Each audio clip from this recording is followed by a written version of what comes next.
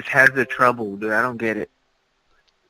Because Chris is the one controlling the Skype thing. That's why, dude. That's what it is, dude.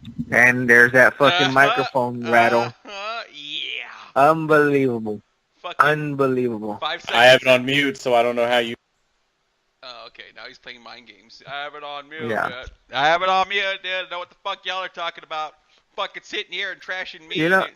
You know, if I went over there to Chris's one bedroom right now, I could fix that fucking prop. I can find something within 2 minutes to prop it up where it doesn't have to move it at all.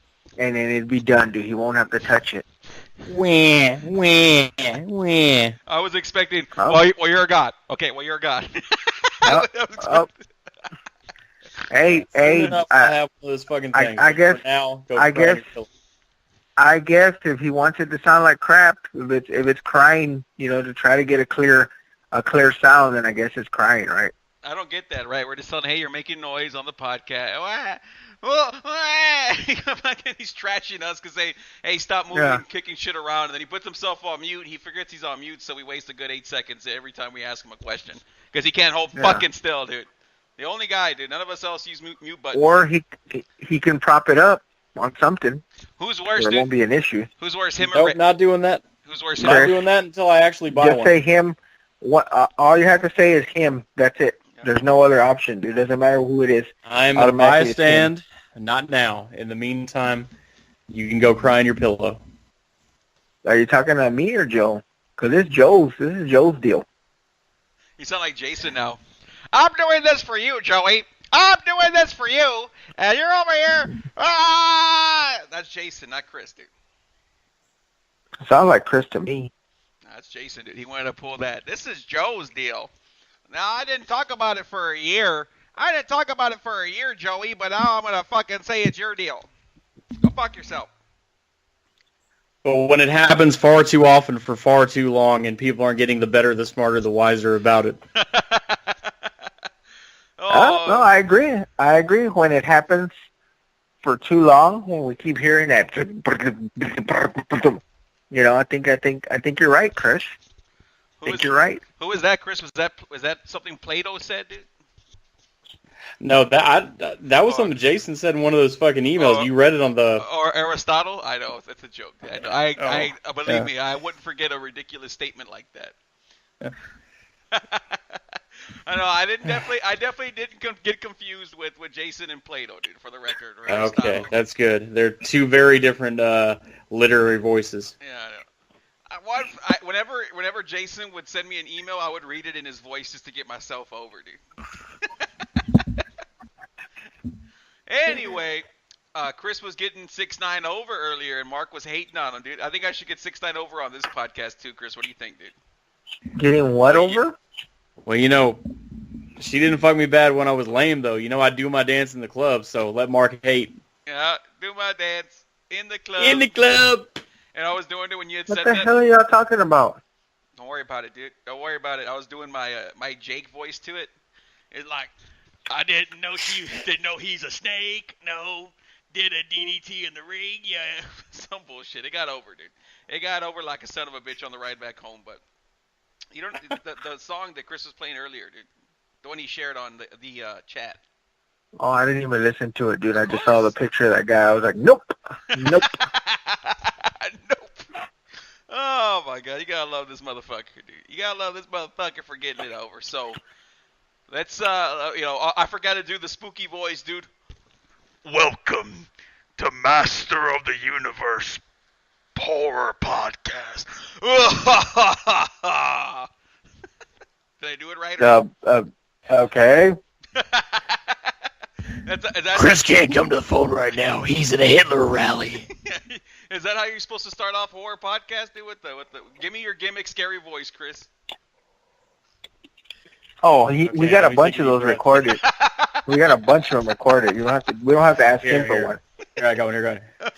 Listen to me and listen good. Yeah. We are doing the fucking Child's Play podcast, and I'm not going to sit here and listen to you trash me and my knowledge of the fucking movie.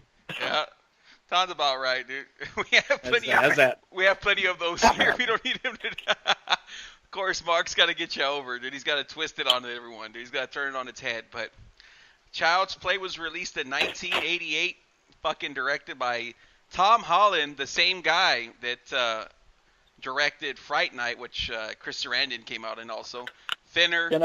Thinner? Oh, I remember Thinner, dude. But can I point out something about this movie, too? It released November the 9th, 1988, as you said, 5 days after They Live was released in theaters. Oh, shit, dude. So I had some... Speaking of Thinner, how's the diet going, dude? He also was a writer for Psycho 2. Uh-huh. I love Psycho 2. Yeah, Psycho 2. Psycho 2. Yeah. Psycho 2 is awesome. We're eventually going to get to that, dude. But yeah, he's done a ton of shit. He's directed some Tales from the Crypt episodes. Tom Holland gets over like a son of a bitch. And like we also stated, we got fucking Chris Sarandon. And Chris is like, who's that guy, dude? Who the fuck is Chris Sarandon? The most over motherfucker. And he did the voice for Jack Skellington on A Nightmare Before Christmas. Y'all seen that shit? Yeah. Oh, really? Yep, that's it. Jack Skellington. Well, that's the old man, but he says Jack Skellington. Yeah, he's the voice. Mm-hmm. Again, I mentioned because you mentioned Tales from the Crypt, helping on a few episodes there. That's a recurring thing I'm starting to notice. The more we do a lot of these movies and we see a lot of these directors, and you see their names associated to directing various HBO shows and stuff like that, HBO very much borrows a lot of directing talent for a lot of their seasonal series. Mm-hmm.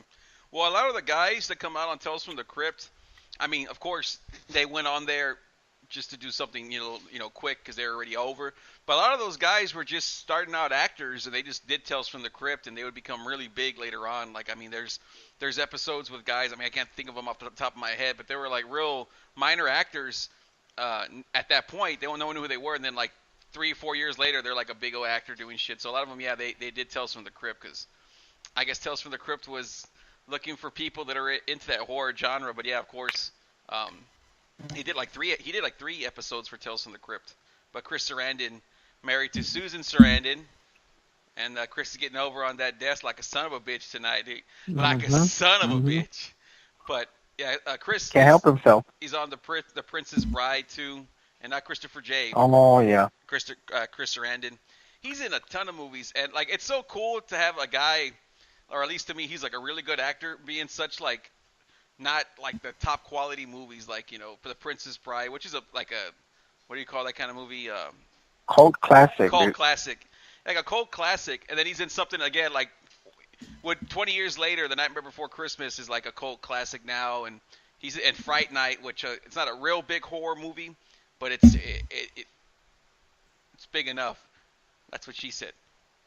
And he was in Bordello of Blood, which is another Tales from the Crypt movie, Sarandon. Yeah. And so I mean, he's done tons of shit. Kind of getting the actors out of the way first, instead of going right into the movie, because then we're just talking about them and forgetting about that. Alex Vincent plays Andy Barkley. I'm looking for Andy. Hey, Chris, what's your best Chucky impression, dude? Oh, I've never attempted doing that, man. I sound like total shit if I tried. But Jason would do it all the time. Jason would do it all the time. Go ahead, dude. No one's gonna trash I sound equally as crazy in some moments, but some. Yeah. Some. Oh fuck, man. Well, what's a line of his the fucking? Just say Andy Barkley. You bitch! Don't you ever do that to me again! That's your voice for the wife, dude. I'm talking about Chucky. Yeah, that's real life, Chris. Mm-hmm. You bitch. Now go get me my 7 Big Macs. Yeah. So other than that, no one else is really super known in the film. Catherine Hicks is Karen Barkley, Andy's mom. And then, of course, we said Chris Sarandon is Detective Mike Norris. I'm just going to call him Chris Sarandon the whole film. I'm not going to call him Mike Norris. Nope. And that's really it. And then they have the guy, the doctor, that looks like Gary Busey and shit. You know who I'm talking about? The one who's trying to give the Andy a shot later on in the film. Yeah. It looks like Gary Busey, dude. I thought it was Gary Busey's dad for sure. But nope. So, Chris, this is a rare thing for Master of the Universe Horror Podcast. Christopher J. actually saw this movie before I asked him to review it with us. So, everyone, let's give Christopher J. a round of applause, everyone. Christopher J. round of applause. So, Chris, Oh, fucking idiot. what got you into Child's Play? How do you know it before I asked you to watch it? I mean, what's the deal, dude? Give us the history on it. And I mean, it's not even a movie I've watched like 100 times, like a lot of movies, but it's just the kind of thing where growing up, you know, those later elementary school years and those very early middle school years, USA Network used to be like a channel that played a lot of like 10 years old to 5 to 10 year old movies of varying levels of quality and review, and they're like, sometimes you'd be home in the summer and like they'd be, or on a weekend or whatever, and they'd be playing freaking, you know, Child's Play 1, 2, and 3. Yeah. Back then, so you just watched it just back then, huh? Just on TV? Yeah, just on USA. That's all. So as a kid, did you enjoy it, or what's the deal, dude? Oh, it was intriguing because like the thing is, like, I grew up like in a house where like even at that age, like, I wasn't allowed all the way till like 6th grade. Well, 5th, 6th grade maybe. Like, I wasn't allowed to watch fucking. All the way till I was 31. Yeah, I wasn't allowed to watch fucking like scary movies and shit. Like, my parents kind of kept them out of the house. That was more so my mom's doing than my dad, but my dad kind of went along with it. And then of course they split up, so my mom had full reign of the house after that. But like, you know, I had never, like, all these fucking, you know, Freddy movies and all this shit. Like, I'd never seen any of that. So, you know, obviously they're not going to show fucking Freddy Krueger on USA, but they did show Child's Play, and I was just astounded at it. Mark, how did you come up watching this? Did you rent it on video? Was it on TV? You know, what was the deal with you, man? Fuck, I think, dude. I think my uncles were watching it when it came out on video after it hit the theaters and went to video with it. But dude, when I first saw it, I thought it was more funny, dude. And I mean, now, especially now, I think it's hilarious, dude. But when I first saw it, I thought it was more of a joke, dude, than actually a horror movie or whatever. Well, when did it come out? What year did it come out? 88. I thought you were gonna say when you first saw that you took it as a threat, but never mind. Oh, I mean, I did take it as a threat, dude. Wrong guy, dude. Wrong guy. So, 7 or 8 years old, dude. I'm already thinking, man, this is fucking funny, dude. And I probably because I'm playing off my uncles, dude. They're fucking older and they're giggling at it, dude. Yeah. You know, they're just thinking it's funny, dude. And you know, especially the part where he gets all Christopher J. You stupid bitch. You fucking whore! I told you not to fuck with me, and he's like trying to attack her, dude. Yeah, I know someone like that, dude. I know someone like that. That ate the last Campbell's soup or whatever, dude. That's the fucking, like, that's the scene, right? That's the scene that, like, really, for me, is like the pinnacle of the movie. Is like when you finally see his personality in the doll, and he goes after the Mrs. Barkley. You stupid bitch! You know, like, I love that. That's how you act. I know. Yeah. That's how you act, Chris. You're actually worse. You know, Chucky's got better hair than Chris. Has that hit you yet? That doll, my aunt, who is, I want to say she's like 17 years older than me, and when she was like probably like 6 years old, maybe. I want to say when she was born 66, so that would have been like 1971, 72-ish. She had a fucking doll, and I mean, my grandparents kept that doll in this closet at their house all the way, and this thing was like 3 feet tall, all the way till when the grandmother was telling me about last night when she passed. But that fucking doll stayed in that house, and it looked exactly like the Good Guys dolls. Were you shaking? I've seen one. I've seen one at one of those old ones at an antique shop, dude. I thought it was a Chucky one, but then upon further inspection, I was like, no, this is not a fucking Chucky doll. This is some kind of, this is actually a legitimate toy, dude. From the early creepier, 70s. Dude. Yeah, it looked creepier. You could tell it wasn't from the 80s, dude. Yeah. Man, this thing's way scarier than Chucky. I mean, not as scary as Chris, but scarier than Chucky, that's for sure. If they made Chris into a doll, dude, how over would that look, dude, as a little Chucky gimmick? Fuck, dude. Oh, my God. They released them on Halloween, dude? Hombre. With the bricks on, dude? Yep. Give my doll the fucking, like, a ripcord where you pull the cord and, like, it says something every time. It has a turquoise shirt. Mm-hmm. Oh, the one I wore at the dentist. Okay. Yeah. That one he wore at the dentist. You know the one. Out of all the ones he has, dude, you know the one.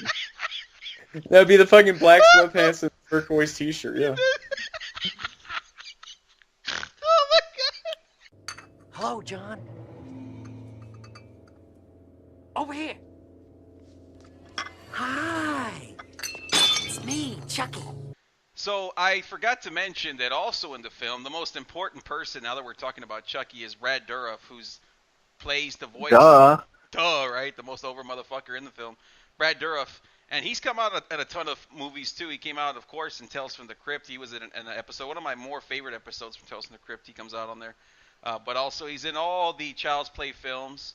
He's actually in Lord of the Rings, and he's done tons of other work. But those are the stuff that's, you know... also Exorcist 3. People are going to... Horror film fans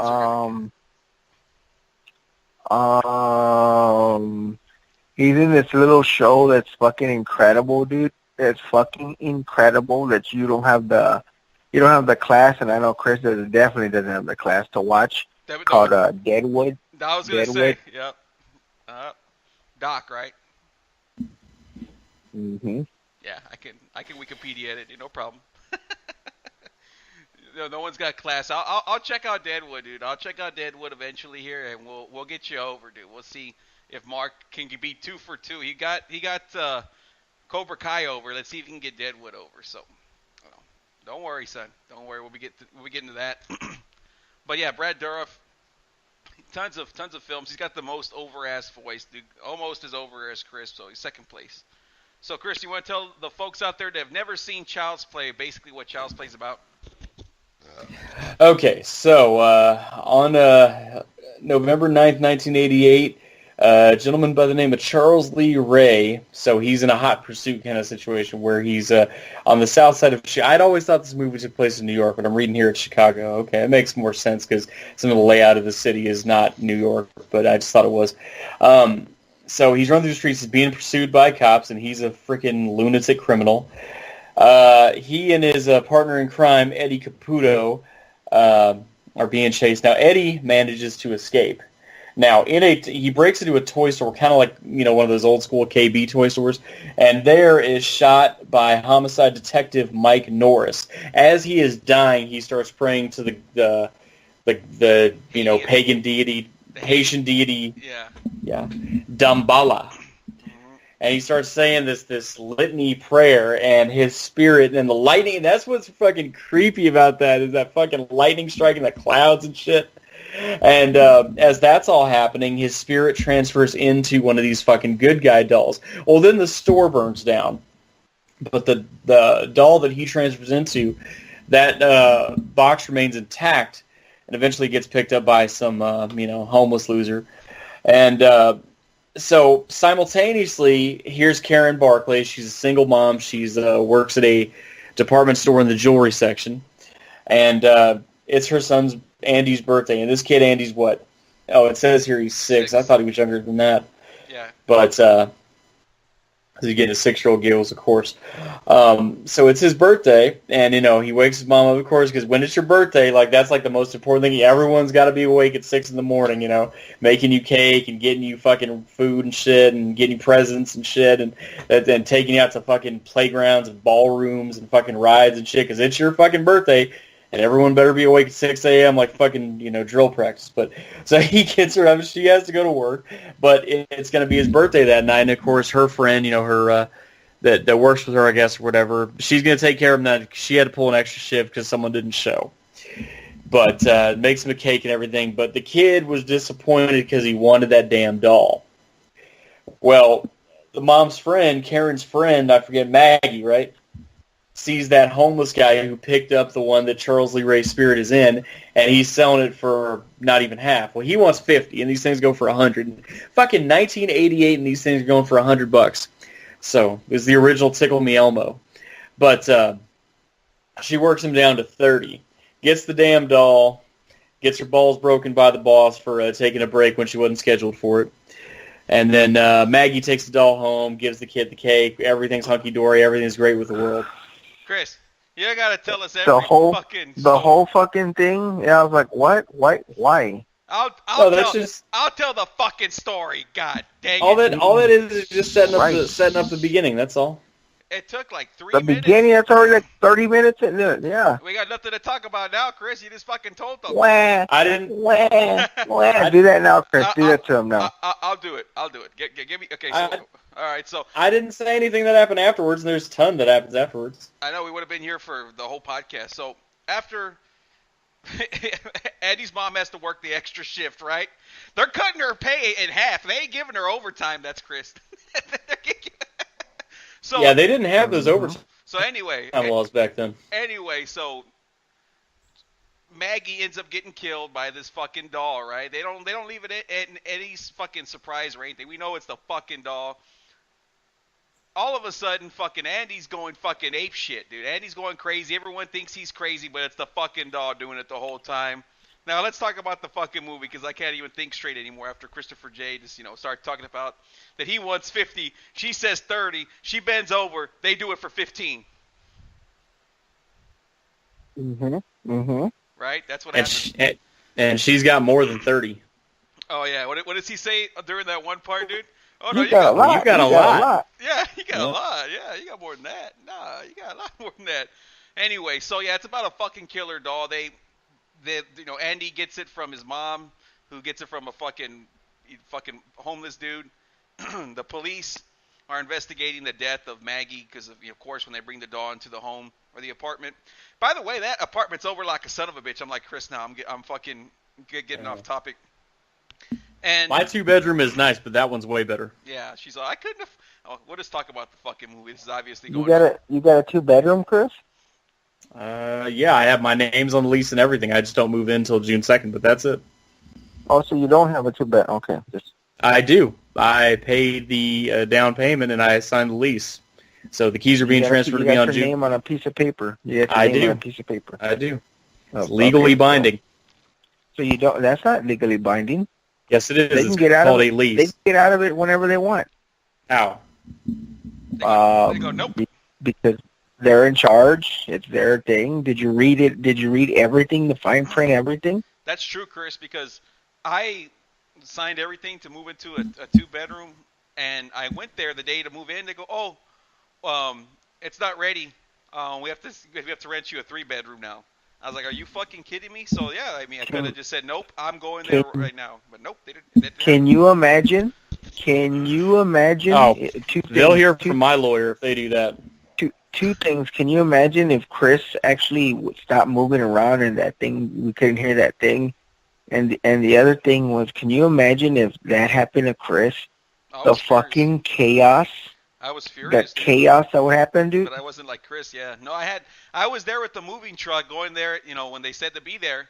Like, yeah, can I get the keys? I'm ready to move in. And they're like, oh, that's today? I'm like, are you kidding me? They're like, Yeah, yep, exactly, dude. I'm like, I got the fucking moving truck, and they're getting paid by the fucking hour. You know what I mean? I was like, they were like, oh, it's not ready. Well, can you give us 2 days? I'm like, no, I got the moving truck here, and they're fucking outside, packed my shit. I'm ready to roll, and they're like, oh, they're doing that whole Christopher J. He thinks I'm an idiot game, and they gave me a 3-bedroom for like at a reduced rate, but that was fine. They only lasted a year, so that was that, dude. You were in a 3-bedroom. What the hell were you doing with a 3-bedroom apartment? Because they didn't have a 2-bedroom. That's all. They was either that or the 1-1. All we had was a 1-1 or the 3-bedroom. What do you need a 2-bedroom for? If you're by yourself. I wasn't by myself at the time. This is like 2013. Oh. Well, okay. Oh, you forgot that? I told you about it. Yeah, okay. Like, I remember that period of time, Joe. Yeah, Mark's playing that. Well, why would you need 3 bedrooms? Why would you need 3 bedrooms if you live alone? First of all, I don't get it. Everyone run their living arrangements by God Ramos. Yeah, why do you have 3 bedrooms and you live alone, dude? I have more than 3 bedrooms, as a matter of fact, but that's not the point, dude. Well, why? Go ahead, tell the fans out there why. Because I deserve it, dude. That's why. Okay. Because I want 3 bedrooms. There you go. So that's why. No, I want more. I got more than 3 bedrooms, but that's not the point, dude. If it was 3 bedrooms only, then I wouldn't. I'd say, you know what? I don't need 3 bedrooms, but since it's more, it's okay, dude. That's good. That's good for you, dude. Don't know what that has to do with child's play, but okay. Well, Chris is talking about his lease, his ironclad lease that they can't ever get out of. That he's gonna march his ass in there, and he'll probably drag the person out that moved in there. This is mine. My name's on this lease here. This is mine. And I'm gonna try to work something to maybe manipulate that move in a little bit, dude. See what happens. See if I can get Chris over, dude. What do you think? Chris, tell me that it's impossible for me to do something like that. No, I mean, you're rich. You can do whatever you want, but I'm just saying. Oh, my God. I wouldn't put it past you to pull a stunt like that. But okay, Chris, let's say he does. Let's say he does do it. What would you do to get back at him, dude? I want to hear it. It's okay. No holds barred, dude. I won't judge you. But how would you know that it's me how would you know that it's me? I would assume it's you. What would you just like I would. I don't know. I'd have to really think about it. I would assume it's him. But the thing is, like, remember when I used to ask you to tape ECW and you kept joking with me that you weren't going to do it, and you said, what if someone were to break into your house and like break off the VCR or whatever? And I said, I'll assume it was you who caused it. Yep.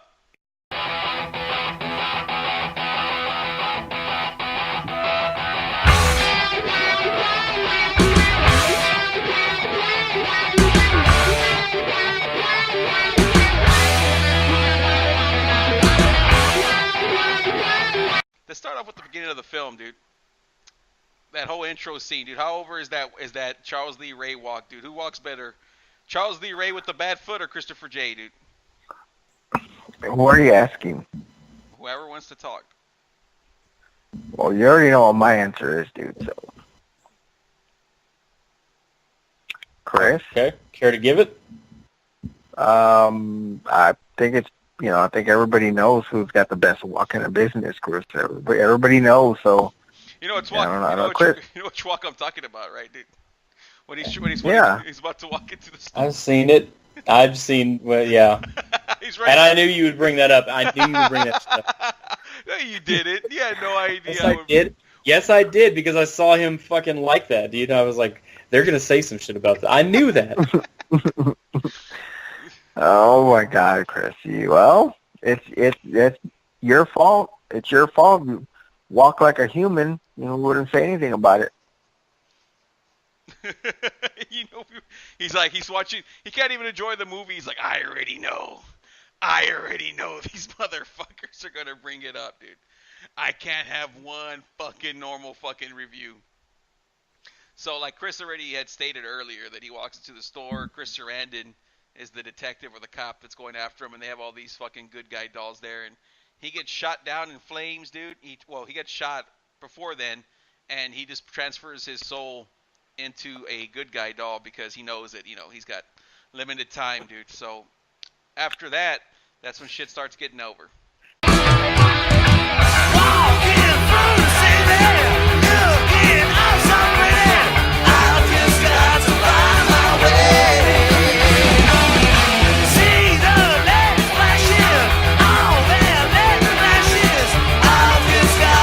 Lightning is what, and it's not even lightning, it's also the movement of the clouds all coming together is what lends it that supernatural element that if it weren't for that, the movie wouldn't have that, even with a fucking walking, talking doll like that. Yeah, the whole transformation, when he's saying that, day, dude, it's pretty haunting, dude. It gets pretty over the flash. Yeah.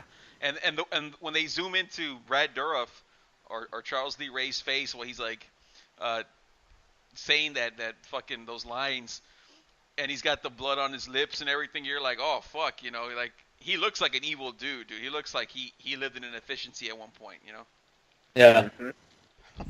Mm-hmm. Yeah, do you like the intro, Mark?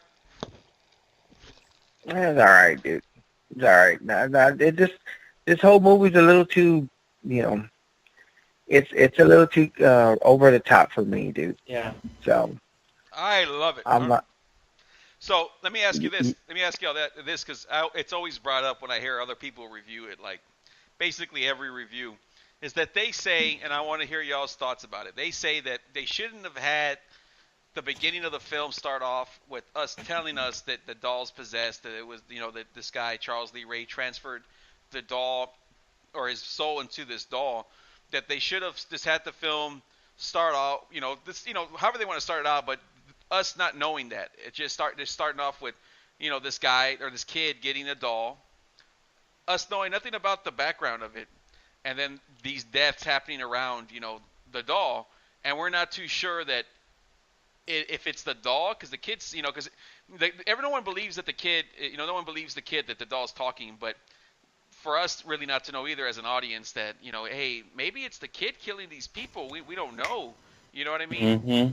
And then at that, when when Karen sees the fucking batteries not in the motherfucker, then we're like, oh shit, because we already know that the fucking the fucking doll is possessed. So there's no suspense the whole film. It's kind of like us just waiting for it to actually show itself.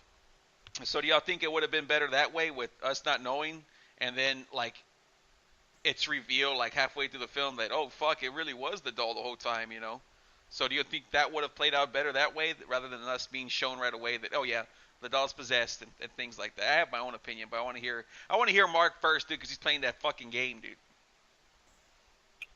Well, here's my question to that, dude, is if you're some kind of sorcerer, voodoo man or something, and you can transfer your body from one person or one thing to another, why don't you just go fucking, instead of petty theft or whatever the fuck he's doing, dude, wouldn't it just be better for him just to do that, just, and get away with major crimes? Dude, what the fuck? What were they chasing him for anyways? I don't even remember, dude. What was the deal for? It's not explained. They're just running after him. I think he broke. He robbed somebody or some shit.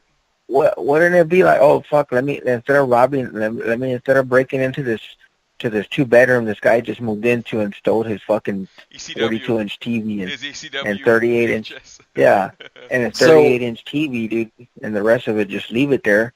Instead of doing that, why don't you walk up to fucking, Kobe Bryant or somebody, hit him over the head, get in his body, and then you can be Kobe, dude. That's called rape, son. No, you're not raping him. You're just getting into his body, dude, taking control of him, dude. You become him. Hey, Mark's trying to get over on the podcast, dude. I think he has something to say about you and Kobe, Daddy. Are you into them Mandingos or what? No, that's the other one, dude. I was gonna say Larry Bird, but Chris wouldn't have been interested, dude. So that's what it is. That's what it is. So that doesn't make sense, dude. Fucking robbing or whatever, instead of using it to its full potential, dude, you can get into anybody's body, dude, and because get into the president's body or somebody like that, dude. What the fuck, dude? Why a fucking doll? That doesn't make any sense to me, but that's why Chris is the smartest man in the room. Go ahead, Chris. What do you think about the whole? We don't know about Charles Lee Ray. We just see the news. We just see the news talking about it.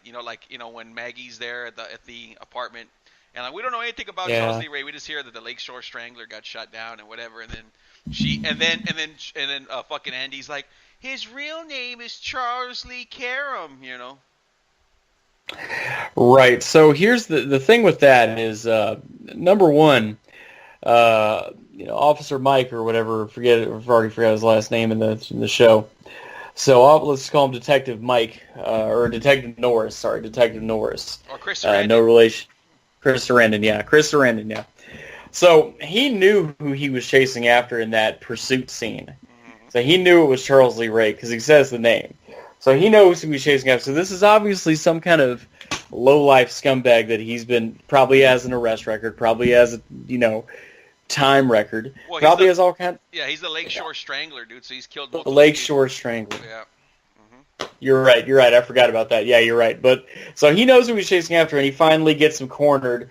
And so it's kind of a thing where that type of black magic, that type of voodoo, that type of whatever the fuck you want to call it, you're not just going to easily execute that, just anytime you feel like, just because you want to take over someone else's body. That was like in a life or death kind of moment when you're about to die and your spirit's about to separate from your body and face eternal judgment. So what he's going to do is he sees the nearest thing, in that moment of panic with a bullet inside of him, he sees his doll. He says, I'll pray to Damballa, and I'll try and enter into this doll.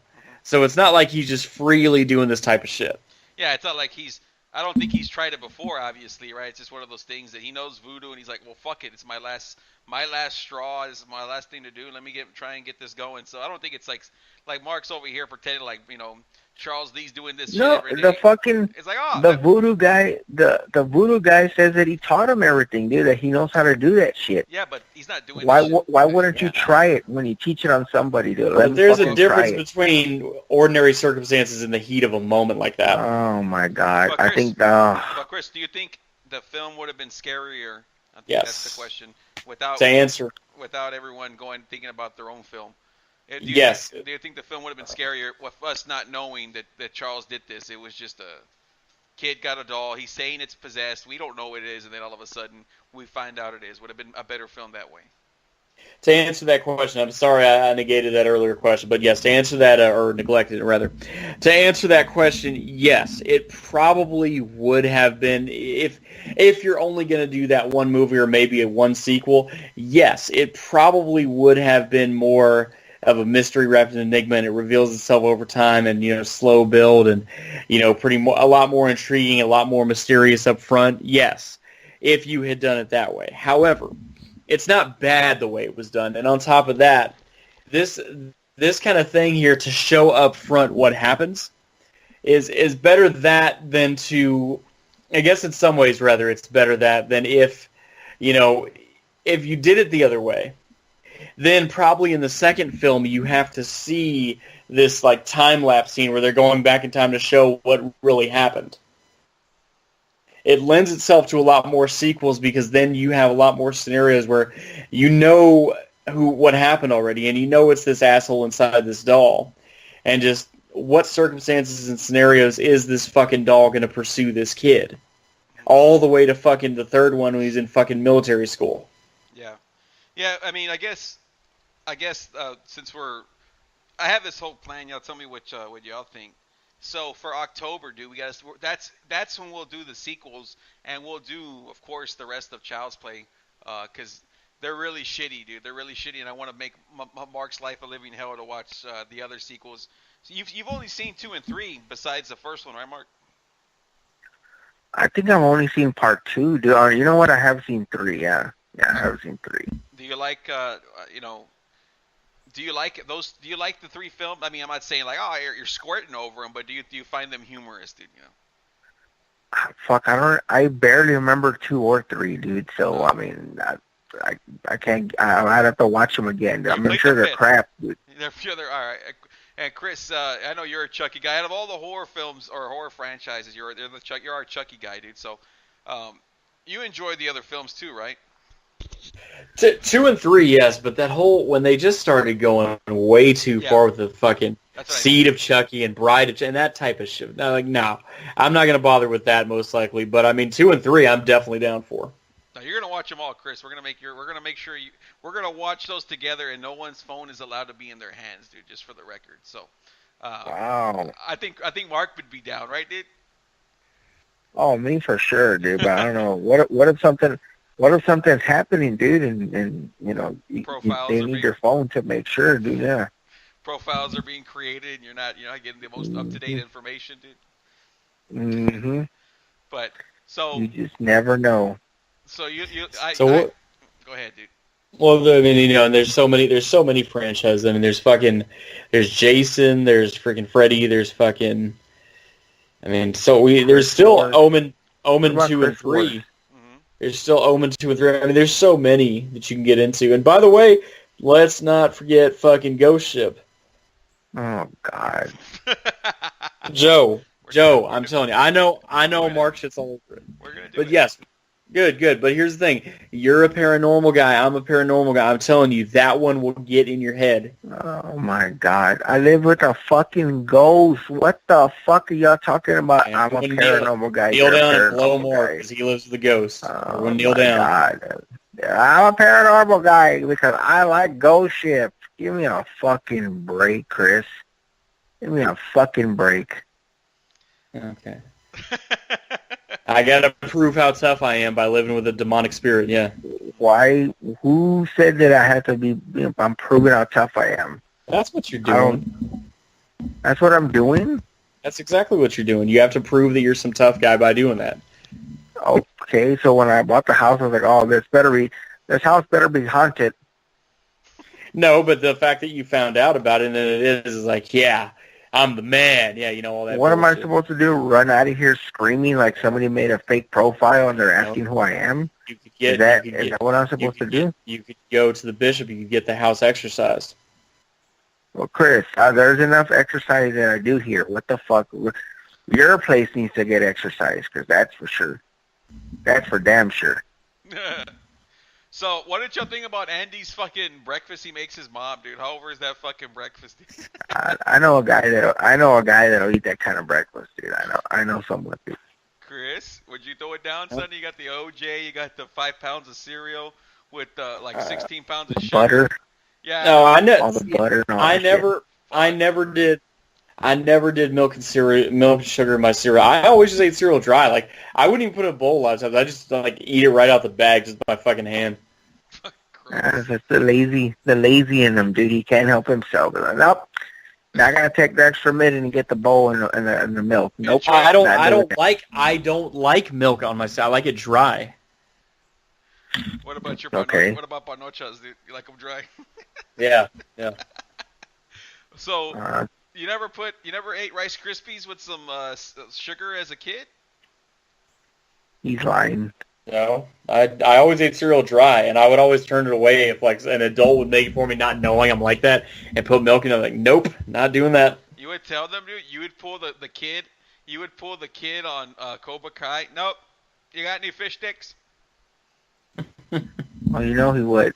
You're unreal, Chris, dude. You're unfucking real. I just hate that shit. Fucking hate that shit. You don't like cereal? I like cereal, not with milk. Well, that's cereal. That other shit is just chips. You're eating chips now, dude. I like it. So, once he gets that breakfast over like a son of a bitch, he opens up his presents, and of course his mom didn't get him over. And I always laugh. We're talking about the apartment, dude. Like, she's like, I didn't have enough money to save for it. And they got this big ass fucking apartment, dude. How big is that motherfucking apartment? It's fucking like, how many square feet is that bitch, Mark? Oh, dude, that motherfucker. Well, it's got tall ceilings, dude, so it looks bigger than it is. So it's probably about 1,000 square feet, dude. But it's not run down, so it looks even better, dude. So yeah.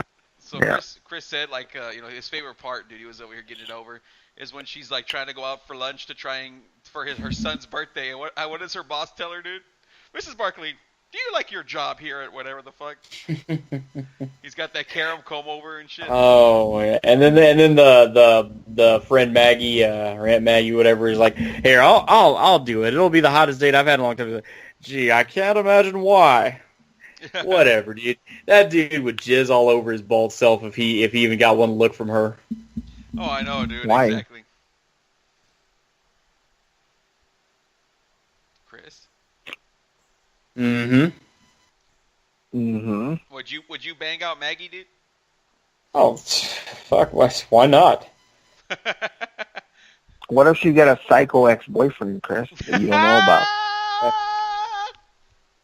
Okay, well then no, but I'm just saying otherwise, yeah. See the legs flashing, all their legs flashes.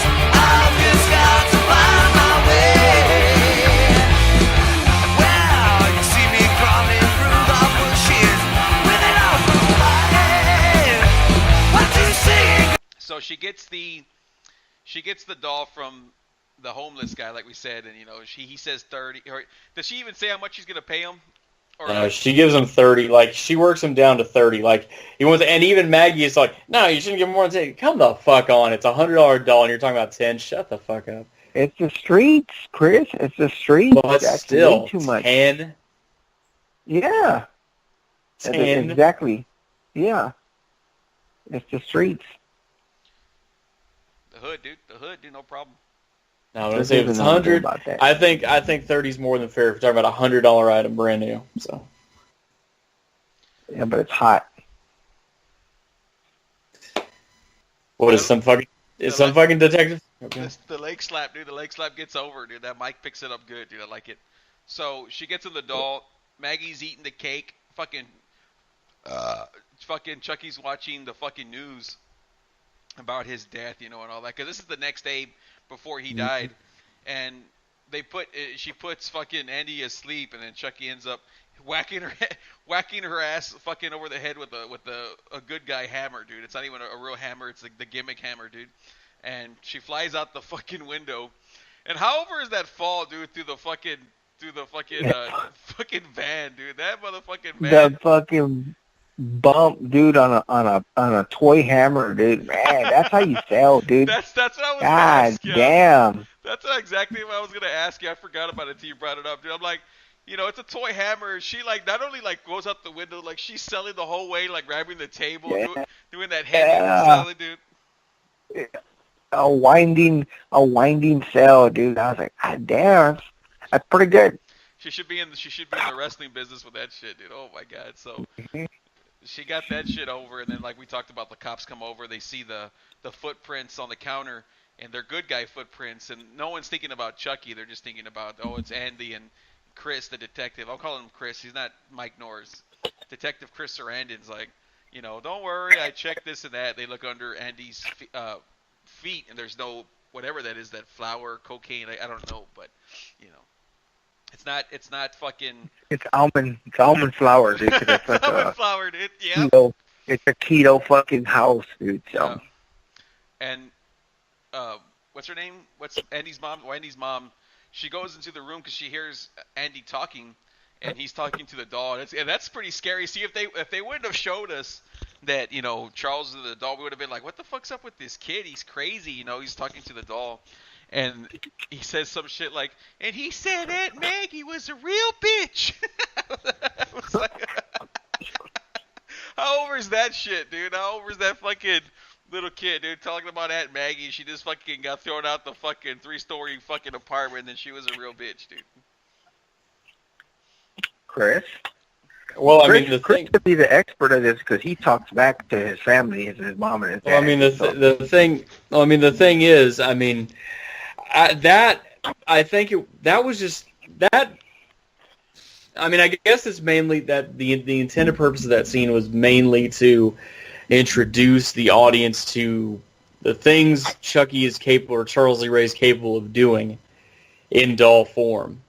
And I mean, I don't think he really has a dog in the race to frame a little kid for stuff, but just he's doing fucked up shit just because he can. No, it's funny because he called him Charles. It reminded me of Child's Play 3 when he's like, "Stop swearing, Charles," the black kid. He's like, "Stop calling me that." Yeah, I remember that little black kid, dude. He's like, "Charles, stop swearing." I forgot that. The main thing I remember about that is the asshole commanding officer of the school. Other than that, and the guy gets locked in the locker. But I don't remember a whole lot of that movie beyond that. But I saw it. But so that was a hit, on Maggie. That was a hit just to do it, just kind of introduce the audience to what he can do and show how evil he is and pathologically insane and blah blah blah. Well, then I mean, when he whacks Eddie Caputo, that makes sense because that was his partner in crime that ran out on him. Yeah, he just did that to get himself over because, we had said, he's the Lakeshore Strangler, so he was killing people already, and you're getting over like a motherfucker over there, dude. I could tell. And so yeah, he gets his buddy back for leaving him, dude. He puts the gas, turns out the light on the gas fucking stove and blows his ass up. So that's his second kill. They pick him up, while he's walking around the fucking house, and I always used to laugh because he's like, Chucky, walking around the fucking house like a fucking moron, and after that, they bring him home, and that's when the most over scene in the business, dude, when she checks for batteries. Yeah. What the fuck's that's a fact. Who's wrestling over there with their microphone, dude? Is it you, Mark? Not me. You already know. You already know who it is. So, I'm sitting here. Okay. So I like when she fucking, doesn't she kind of look like Andy's mom? Doesn't she kind of look like the Karate Kid chick? What's her name? Elizabeth Shue? Whatever her name is. The girl, dude. The chick. Ellie, yeah. Allie? Elizabeth Fuck Shue. no. Like an old... Fuck no. You don't think so? Fuck no. No way. An old Allie? No? All right. No way, dude. Y'all look for... How dare you? Why How fucking dare you? You're over here squirting for Allie, dude? Is that what it is? Yeah, dude. It's mine and Johnny's girl, dude. I don't know what the fuck you're trying to run her name through the mud for, dude. So when it was fucking revealed that it was Chucky, dude, what did you think, Chris? You know, when it's Chucky, that Chucky's alive. I mean, when he pulls that fucking hole, rolling under the couch, you know, and fucking the giggle. Yeah. He doesn't come out and say it right away. He just does that roll under the couch like, "Hi, I'm Chucky. You want to play?" And then he's fucking with her, dude. He's making fake profiles first. Oh, I mean, yeah, and I mean it's a slow. So they have to do what they can to slow the build up in it because they gave it away from, like you were saying earlier, they gave it away from the beginning. So they show you how everything goes down, and now it's waiting for him to see what he does. So here it's just kind of slowly like fucking with people. Like, are you talking about when they're in the fucking interrogation room and says to him, "Hi, I'm Chucky"? Oh no, just when, like, after they pick up Andy from killing Eddie Caputo, well, not him, but Chucky, and she comes home with the doll because I think they keep Andy at, I don't know, is it the police station or with the doctor or whatever, and then she comes home with the doll and then he reveals himself and she's like, yes, she, like, the batteries fall out, she picks him up and then she turns him around, and then she turns him around and spreads his butt cheeks, he fucking falls out of her hands and he goes, "I'm Chucky, want to play?" And then he rolls under the thing. Yeah, all that build up. And that's when he does the blow up, dude, with that, "You stupid bitch," when she threatens to throw him in the fire, dude. When she threatens to throw out his silver coins, dude. Throw out the silver coins, dude. And then that fucking bite mark, man. So if a chick threatened to throw out your silver coins, Chris, would you do kind of a similar reaction? I'd probably have that drive. I mean, I'd probably have to try myself not to. You fucking obviously, bitch. What if she just did it and you didn't know, and she's like, "Where are my fucking coins, Martha?" And she's like, I threw them out, Chris. You stupid bitch. I mean, thankfully I have that shit insured, but I mean, still, it's just fucked up to do that. But you wouldn't blow up, dude. So is that what you're fucking saying? Oh, she's kick the fuck out of the house. I'll tell you that. I'd probably call the cops on her for doing something like that. But she's your wife. She's your wife, though. Well, she's getting the cold shoulder for a long-ass time. Oh, man. She's not going to get that carom touch, huh? Oh, my goodness. And she's going to be miserable, isn't she? She's going to be missing out the whole time, right? Don't break my shit. I'll tell you that right now. I'll tell you that right now. So, once she goes after, because Chucky ends up running out, dude, no problem. She runs into to the Detective Norris. Like, I guess he's like down the street or some bullshit. Just so happens to be down the street. And he's in the neighborhood, dude. Got it, dude. Yeah. And then she goes to talk to the homeless guy, dude, because she's like, she's like, "Well, where did you get that dog?" Because she's trying to find out if it was, at that store they got where I don't. Why is she even going to talk to that guy? What did she get it? And then he does tell her it's at a store, or he tells the cop, and then he's all like, "Well, that's where the night Charles Lee Ray died." They all kind of connect the dots, dude. And that's when Chucky fucking jumps Chris Sarandon in the fucking car, and that was like one of the most over scenes to me. Like, he's trying to drive, dude. Trying to drive while getting strangled. Oh gosh, yeah. And I mean, he's dodging every single way the blade's coming at him. Yeah. No problem, right? Well, I mean, simultaneously almost hitting people, but being able to swerve just in time every single time. And then finally, the fucking doll gets down to the pedal area and, like, puts his hand all the way in the fucking gas, like, damn. Yeah, and he gets shot, dude. He gets shot. Oh! I always laugh when every time that guy gets, anything, that dude Brad Dourif sells the fucking yell and the screams like a motherfucker. And, after all that, Chris Sarandon comes back and, because she goes to Charles Lee Ray's old home and it has all this voodoo paintings all over the fucking wall and has that guy, John, the black voodoo master, whatever we're going to call him, dude. Papa Shango? Let's call him Papa Shango, dude. And then Papa Mandingo, dude. Papa Mandingo.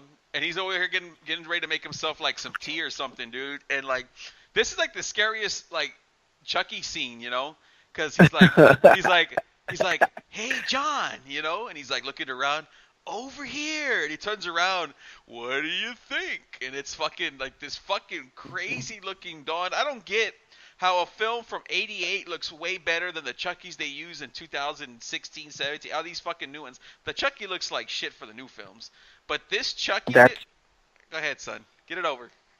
Dude, that's my favorite scene of the whole movie, dude. I remember me and my uncles used to do that shit all the time when he goes, "Hi," you know, that just the creepy shit, dude. He goes, "Hi."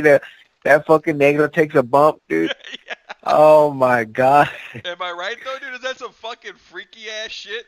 He's just there in the kitchen getting himself over, getting himself some tea, and hey John, and like his voice, it's like just perfect, you know, where it's like. Just freak, and he's like, he looks at the other side of the room like, who the fuck's calling me? And then he turns around, this fucking, hi, and he's like, oh fuck, dude, Christopher J, dude, Christopher J's in your house. that same Chris with long hair gimmick, right, dude? The fucking same, the hairline all the way back, this fuck, it's so long in the front you can't tell, dude, and. He fucking tells him like, hey, you know that he's turning human, and he's got to fucking put his soul into the fucking first person he told his secret to, which is a 6-year-old boy. I got a date with the 6-year-old boy, and you got a date with death. And he stabs his ass with that badass. Oh Christopher J. no, dude! You gotta back up when he's like, "How do you like it?" Was he's like, "Oh, the negro doesn't want to tell him." Remember, the negro doesn't want to tell him like how he can save himself. Dude. Like, okay, he gets the Donnie. Yeah. And he starts breaking his appendages, dude. Oh my God, how over is that? Chris, is there anybody you wish you had a voodoo doll? Anybody at all? No. Nobody at all. There's nobody that comes to mind. Why do you keep bringing up my personal life in these? I'm asking you if there's anybody you want to have a voodoo doll. Why is that personal? Joe, is there anybody that you'd want to have a voodoo doll, dude?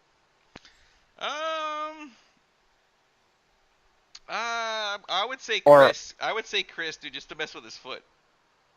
Yeah. Well, you straighten it out so he can walk right, dude. Is that what you mean?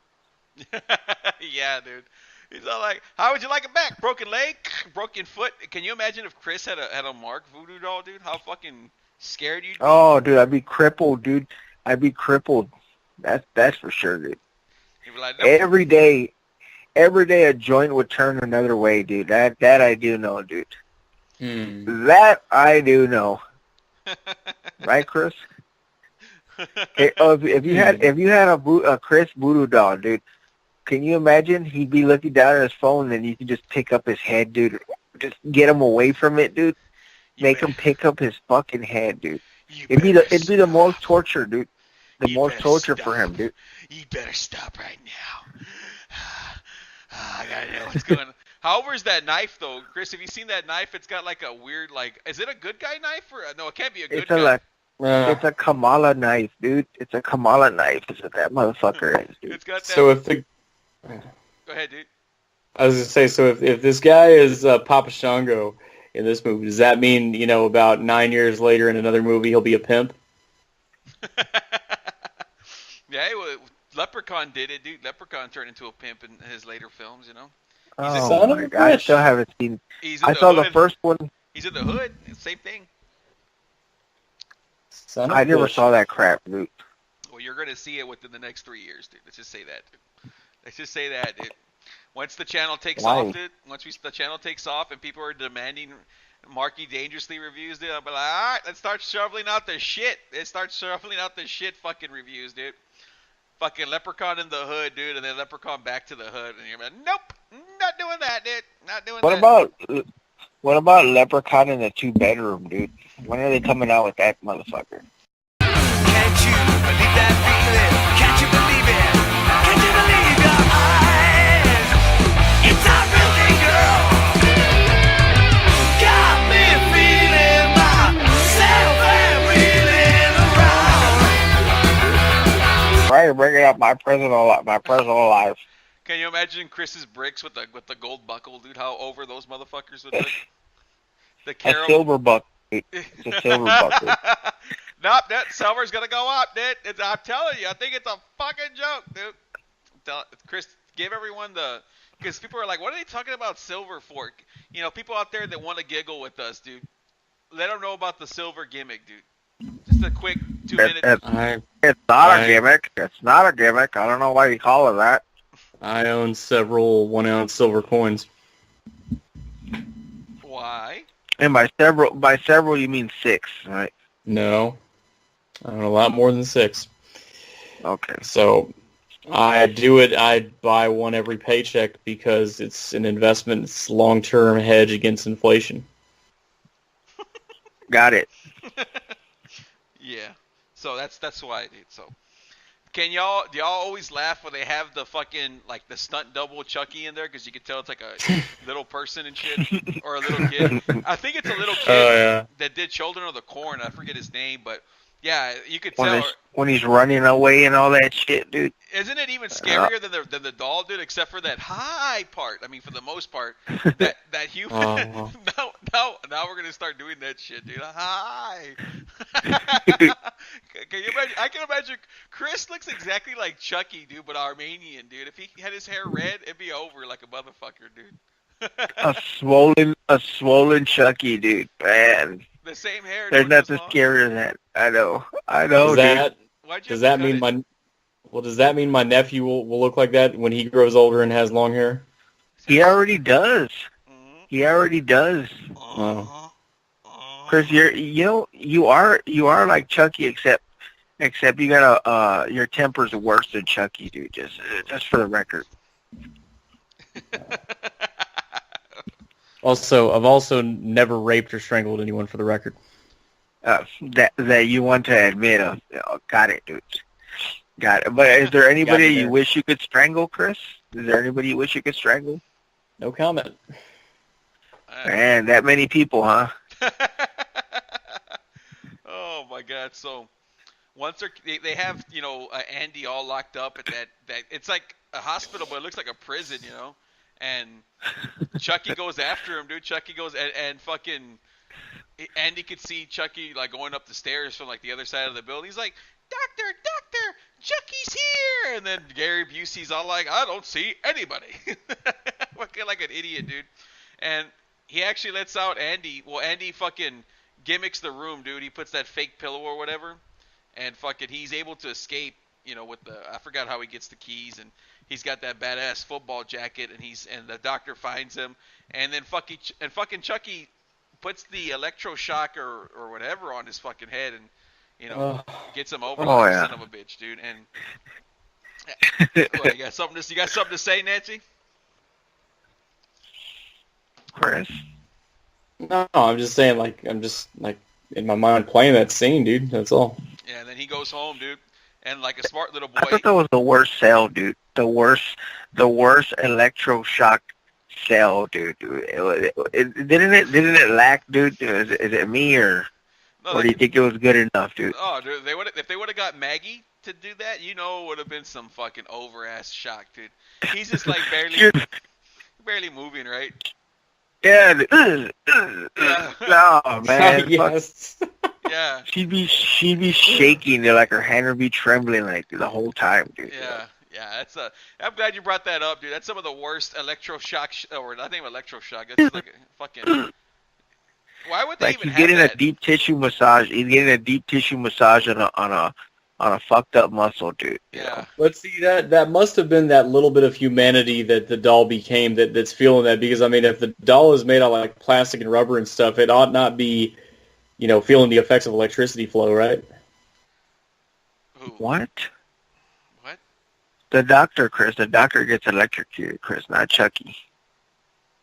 Wait a minute, what am I thinking? Oh, you know what? I'm thinking of I think it's part 2 where he gets the fucking airflow, builds up his fucking face. Okay. I got confused, sir. It's all right, man. It's all right, dude. When you're on the 5th Big Mac of the day, dude, that's what happens. No big deal.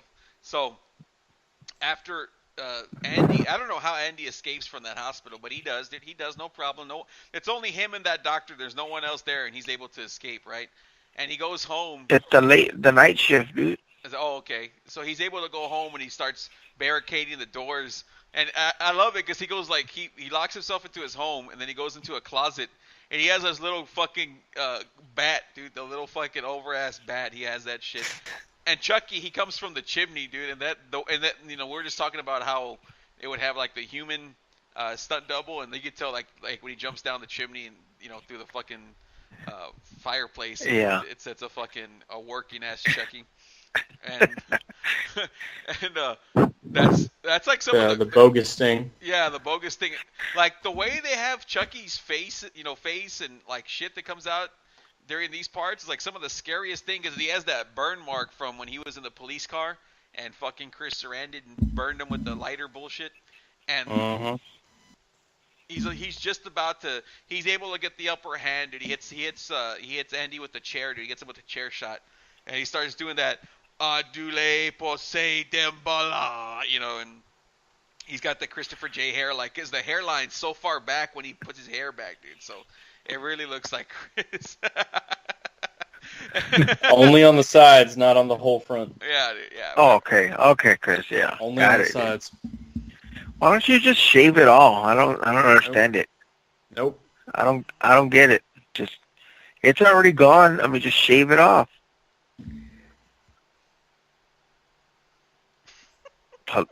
Hello? Hi. Hello? Hello? Hello? Hello? Hello?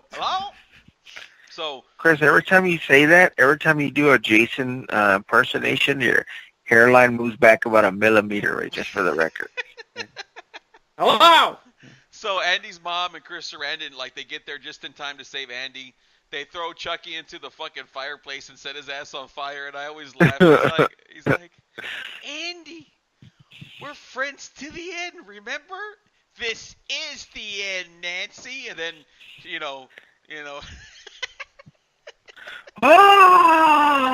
Take that bump, dude. Yeah.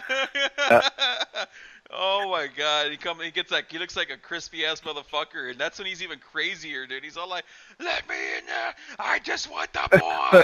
All that Christopher J wants to take his kids to church gimmick, right? It's like, "I just want the boy!" And then when he's stalking Andy with the knife, going all slow motion and smoking, dude. Oh my God, that's definitely another Christopher J gimmick, dude. But and then after that, they Chris. Or was it Andy's mom or Chris Sarandon? They shoot Chucky in the fucking with the gun, and it's Andy's mom shoots his head off, and then in the heart, and then the other guy, he shoots him in the head, and then the other detective comes in and he starts fucking with Chucky's head. He's like, "What? This?" He's all there hitting the head and throwing it around and this and that, and then it comes to life, dude. The fucking body, and then that's when they shoot it in the heart, and that's when Chucky finally dies, dude. He's all like, "Hi, I'm Chucky. Wanna play?" Whatever the fuck, dude. And then he drops a silver coin, dude, at the end to get it over. Christopher?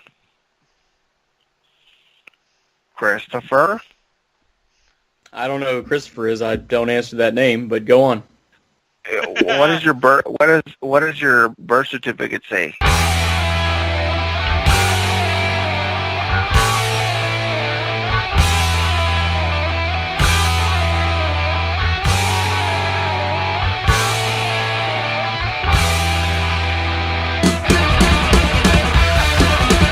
Now somebody can look you up on Facebook when they're trying to monitor you. They're gonna look up your mama Karen. Okay, Good. just want to make sure. I just want to make sure. So Child's Play, dude, that motherfucker. I love Child's Play. I know, like, certain people have like their favorite films, but I can't help but love this. Well, not really the film itself. It's just I love Chucky. You know what I mean? Like, I love Chucky. I love Chris Sarandon, and it's like, out of all the fucking characters in horror, really, Chucky's like the only guy that from the get-go, he was over like a son of a bitch. You know what I mean? Because if you look at Jason, it's Jason's mom in the first one. Part 2, not really Jason yet. Part 3, okay, he's kind of getting it. Then 4 or 5, they start building on it. They start building the savings, right? Halloween, Michael Myers never really had a personality, but the first one's the best one. That's but he doesn't really have anything to get him over besides the music and all. Who the fuck's breathing like a son of a bitch? And then even Freddy in the first one, he's pretty good. It's pretty good. But it's not like the Freddy from part 2 or 3. Well, Chucky, Man, right away, dude, this is like the best Chucky, man. There's like, he just got, part 2 was pretty over, but he didn't get any better. Like, he was just right off the bat over like a motherfucker with his gimmicks, man. What do y'all think? Christopher? Hello? Hello? Why is he playing that game? I don't get it. He probably has it on mute. Have it on mute, sorry. Well, I don't know who Christopher is, but I'll go ahead and give my opinion on it. I mean, I think it's a great horror character, and I think he's, the anger, the rage is very real, very believable, but also a little bit humorous, and, his very creative methods of killing people, so go on. Hugh Morris. I like that combination of anger and fucking just rage that you can sit back and look and just laugh at it, dude. I know somebody that I get that same reaction out of, dude. So it's pretty interesting, dude. But this whole Chucky thing, dude, for me, I know you think it's fucking fantastic, dude, but now that I'm really know what the fuck's going on, it's gone down, dude. I mean, it wasn't that great when I was a kid, but now, dude, looking at it more, it's like, man, this thing is pretty awful, dude. It's pretty awful. It's not something I'm gonna go out of my way to watch, dude. If it's on TV or whatever, dude, if they're showing it, I'm not gonna, oh, so let me stop and watch Child Play, dude. Fuck no, dude. It's no fucking Roadhouse, I'll tell you that, dude. I'll tell you that much right now, dude. Fuck no. Fuck no. I will tell you this. I mean, between Child's Play and Roadhouse, yeah, I'm probably a lot more of a Roadhouse guy because it's just a lot more real. I guess that's one thing me and Mark share is we're a lot more into more like, even obviously Roadhouse is a fictional account, but I'm a lot more into like more realism type movies than this. I mean, horror, as you know, is not my first genre. My first pick of genres. Neither is action, but I mean, I like Child's Play. It's an intriguing film, and it's something that you kind of grabs you as you're watching it. So, I would give this movie. Are we at ratings yet, or what are we doing? Go ahead, Daddy.